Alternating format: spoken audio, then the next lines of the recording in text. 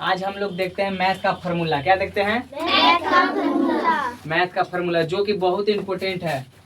8 class 9th class तक ये आएगा। कौन क्लास तक? जितना लिखा हुआ है फॉर्मूला वो 9th क्लास तक बहुत यूज होगा। तो चलो पहले फर्स्ट देखते हैं कितना है। 40 फार्मूला है। कितना है? 40 फार्मूला।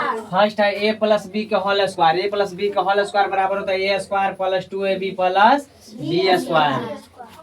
a माइनस बी का whole square a square minus 2ab plus b square. Minus की जगह यहाँ सिर्फ माइनस लग जाएगा माइनस 2ab में। इसको आगे पीछे होगा कोई दिक्कत नहीं होगा। a plus B plus C का whole square a square plus b square plus c square plus 2ab plus 2bc plus 2ac। a plus b plus c का होल स्क्वायर होता है a minus B minus C का whole square a square plus b square plus c square minus 2ab plus 2bc minus 2ac। ध्यान से समझना है, मतलब a minus B minus C के 2 बार मल्टीप्लाई हो गया, गुना हो गया बीजे व्यंजक के। a plus B into A minus B, इसका सूत्र होता है A square minus B square. दोनों इंटू में रहेगा लेकिन एक प्लस में रहेगा एक माइनस में, तो दोनों क्या हो जाएगा? स्क्वायर हो जाएगा। ए स्क्वायर माइनस बी स्क्वायर।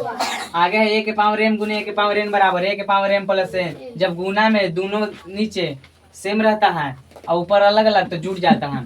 अब ए के पावर एम भागा ए के पावर एन, ये भागा में है तो क्या हो जाएगा? घट जाएगा। गुना में रहेगा तो जुड़ जाएगा। ए के पावर एन बराबर ए गुने डॉट डॉट एन बार। इसका मतलब हुआ 2 के पावर 4 रहेगा तो 2 गुने 4 बार।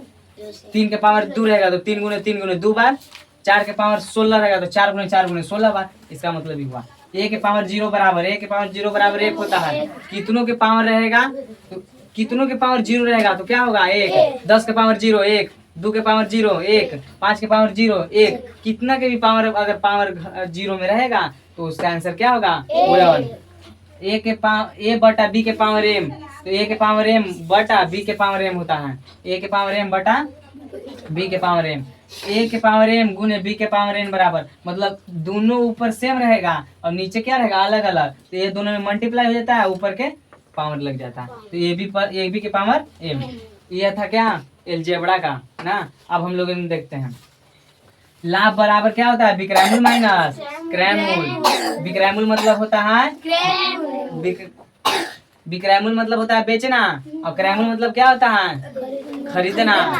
लाभ, कुछ सामान लेने जाते हैं 100 रुपया के लिए, 200 रुपया के बेच दिए तो लाभ ना हुआ। उसके लिए सूत्र लगाया विक्रैमुल माइनस क्रैमुल। यानी विक्रैमुल मतलब बेचे कितना में उतना में से घटा देना है जितना में खरीदे थे, कितना लाभ हुआ पता चल जाएगा।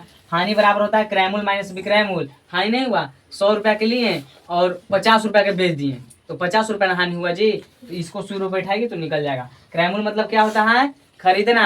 अब विक्रैमुल मतलब क्या होता है? बेचना। जितना खरीदी यहाँ पे बैठाना, जितना पे बेची है यहाँ पे बैठाना, दोनों क्या कर देना? माइनस कर देना। क्या कर देना? हाँ, माइनस कर देना है। इसको पे हम पूरा क्वेश्चन बताएंगे क्या कल से। जितना सूत्र है इस पे बारी बारी से क्वेश्चन बताएंगे। आगे है जब लाभ हुआ तो लाभ प्रतिशत कैसे निकलेगा? तो लाभ गुने 100 बटा क्रैमुल। जितना लाभ हुआ है उतना 100 से मल्टीप्लाई करके और क्रैमुल से क्या कर देना है? भागा दे देना है। हानि प्रतिशत होता है हानि गुने 100 बटा क्रैमुल। वर्ग का क्षेत्रफल होता है भुजा स्क्वायर। वर्ग का क्षेत्रफल क्या होता है? भुजा स्क्वायर। वर्ग का परिमाप होता है 4 गुने भुजा। वर्ग का परिमाप भुजा, मतलब भुजा कितना दिया हुआ है। भुजा को इंग्लिश में बोलते हैं ए से सूचित करते हैं। आयत के क्षेत्रफल होता है लंबाई गुने चौड़ाई, मतलब लंबाई को हम एल से भी कर सकते हैं। लंबाई को क्या बोलते हैं? एल। चौड़ाई को क्या बोलते हैं? बी। तो मतलब एल गुने बी भी बोल सकते हैं हिंदी में बोलना तो लंबाई गुने चौड़ाई। आगे है आयत के परिमाप, तो 2 इंटू लंबाई प्लस चौड़ाई, मतलब 2 इंटू एल प्लस बी।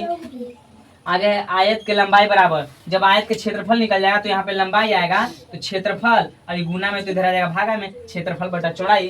क्या इसको इधर गुना में तो उधर भागा में दिया गया। आयत का लंबाई बराबर क्षेत्रफल बटा चौड़ाई। आगे यहाँ पे है बहुलक। बहुलक क्या होता है? 7 क्लास और 8 क्लास के बुक में भी दिया हुआ है कि बहुलक निकाले दिए गए संख्या के बहुलक। जो संख्या ज्यादा बार आता है उसे बहुलक कहते हैं। जैसे 5 6 7 8 9 9 9, तो सबसे आगे क्या आया है? 9, तो यह हो जाएगा बहुलक। इस पे क्वेश्चन बताएंगे तो समझ। खांसी कहाँ कर रहे हैं? हाँ, खाए बहुलक, जो संख्या ज्यादा बार आता है उसे क्या कहते हैं? बहुलक। अरे बात तोरा। परिसर, आप देखो परिसर किसे कहेंगे? अधिकतम चर माइनस न्यूनतम चर। जो संख्या दिया हुआ जो सबसे बड़ा होगा उसको में से छोटा में से घटा देना। सॉरी, जो संख्या बड़ा है यहाँ पे लिखना है जो संख्या छोटा है यहाँ पे लिखना है, मतलब बड़ा में से छोटा घटा देगी तो ये क्या आ जाएगा, परिसर निकल जाएगा। आगे है माध्य, परिश्नों का योग बटा परिश्नों की संख्या, जितना संख्या दिया है योग कर देना। योग मतलब जोड़ होता है, योग मतलब क्या होता है, दिए गए संख्या को जोड़ देना और परिश्नों की संख्या से भागा देना, कितना संख्या उतना से भागा दे देना है। आगे है माध्यिका, माध्यिका निकालने के लिए दो सूत्र है, एक सम होता है। अगर सम किसे कहते हैं, जो संख्या 2 से पूरा विभाज्य हो सम संख्या कहते हैं। जैसे 2 4 6 8 8 रहे तो उसके लिए सम बराबर ये लगाएंगे सूत्र, विषम रहेगा तो इसमें लगाएंगे। तो सम बराबर सूत्र होता है माध्यिका का 1/2 बढ़की कोष्ठ n/2वां पद प्लस n+1/2 वहाँ पद, यही सूत्र। जब क्वेश्चन बनाएंगे तब समझ में आएगा पूरा। माध्यिका विषम बराबर होता है n+1/2वां पद। अब आते हैं घन का आयतन। घन आप जानती ना हो, घन का आयतन होता है भुजा की। घन का आयतन क्या होता है, भुजा की। घन का कुल पृष्ठ क्षेत्रफल 6 गुने भुजा स्क्वायर। हाँ 6 गुने भुजा स्क्वायर। कोई पूछेगा कि घन का कुल पृष्ठ क्षेत्रफल कितना होता है, 6 गुने भुजा स्क्वायर। घन का वक्र पृष्ठ क्षेत्रफल कितना होता है, 4 गुने भुजा स्क्वायर। घन का वक्र पृष्ठ क्षेत्रफल 4 गुने भुजा स्क्वायर। घनाभ का आयतन L गुने B गुने H। इसको हिंदी में लिखना हो तो L से लंबाई, B से चौड़ाई, H से ऊंचाई, मतलब लंबाई गुने चौड़ाई गुने ऊंचाई। इंग्लिश में बोलना तो L गुने B गुने H। ये शॉर्ट रहता है, हिंदी में लिखने में थोड़ा बड़ा ना हो जाएगा, इसलिए इंग्लिश में लिखते हैं L गुने B गुने H। घनाभ का संपूर्ण पृष्ठ क्षेत्रफल तो 2 × LB plus BH plus LH, मतलब LB यहाँ गुना में है, L गुने B प्लस B गुने H प्लस L गुने H। आगे समझना। आगे देखना है घनाभ के वक्र पृष्ठ क्षेत्रफल। तो घनाभ के वक्र पृष्ठ क्षेत्रफल होता है 2H × L plus B, 2H plus 2L × L plus B। आगे है बेलन का आयतन। बेलन का आयतन होता है πr²h। बेलन का आयतन क्या होता है, πr²h। बेलन का संपूर्ण पृष्ठ क्षेत्रफल क्या होता है, 2πr × h plus r, 2πr × h plus r। अब आते हैं शंकु में।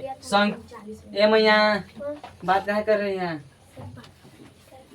शंकु का आयतन बराबर होता है 1/3 πr²h, 1/3 πr²h। शंकु का वक्र पृष्ठ क्षेत्रफल क्या होता है, πrl। पाई का मान होता है 22/7। पाई का मान कितना होता है, 22/7। पूछेगा तो 22/7। इसको पॉइंट बताना तो 7 से भागा दे दो, पॉइंट में भी आ जाएगा। कहा थे शंकु का वर्ग पृष्ठ क्षेत्रफल πrl। और शंकु का संपूर्ण पृष्ठ क्षेत्रफल क्या होता है, तो πr × l प्लस r। अब आता है वृत्त। वृत्त का क्षेत्रफल, वृत्त जानते ना हो, ये क्या है, वृत्त यानी सर्कल क्या है। हाँ तो वृत्त का क्षेत्रफल क्या होता है, πr²। बस πr²। क्या होता है वृत्त का क्षेत्रफल, πr²। वृत्त का परिधि क्या होता है, वृत्त का परिधि 2πr। वृत्त का परिधि क्या होता है, 2πr। पाई का मान कितना होता है, 22/7। आगे त्रिभुज का क्षेत्रफल। त्रिभुज का क्षेत्रफल होता है 1/2 आधार गुने ऊंचाई। आधार हम लोग नीचे का बोलते हैं, ऊंचाई ऊपर का बोलते हैं। तो यह 40 सूत्र समझ में आ गया। इसको अच्छी तरह से याद कर लेना। और सूत्र बचा होगा उसको, अब स्पेस नहीं था बोर्ड पे इसलिए नहीं लिख पाए। और जैसे जैसे क्वेश्चन बनाएंगे बताएंगे वैसे वैसे सूत्र का यूज होगा, सीख जाएगी। कोई दिक्कत है, यह पूरा एकदम सूत्र याद करना। मैं 8 क्लास 9th क्लास तक है और 10th क्लास का सूत्र अगला वीडियो में बता देंगे कितना है। तो 8 9 तक बहुत इंपॉर्टेंट है, बहुत पूछा जाएगा। ठीक, वीडियो अच्छा लगा होगा तो like share and subscribe. Thanks for watching video. फिर मिलते हैं नेक्स्ट वीडियो।